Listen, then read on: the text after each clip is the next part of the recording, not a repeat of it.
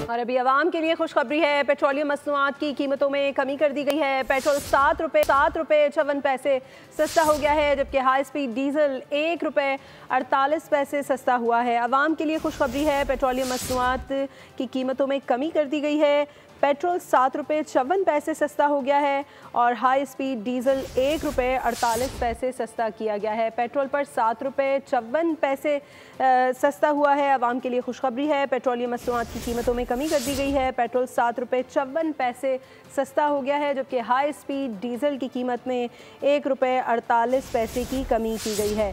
Petroleum मसनूआत की कीमतों में कमी कर दी गई है। पेट्रोल 7 रुपये 54 पैसे सस्ता हो गया है, जबकि हाई स्पीड डीजल 1 रुपये 48 पैसे सस्ता किया गया है। आवाम के लिए यहाँ खुशी की खबर है। पेट्रोलियम मसनूआत की कीमतों में कमी कर दी गई है। पेट्रोल पर 7 रुपये 54 पैसे कम किए गए हैं और हाई स्पीड डीजल 1 रुपये 48 पैसे तक सस्ता कर दिया गया है। सब्सक्राइब करें और बेल दबाएं ताकि कोई खबर रह न जाए।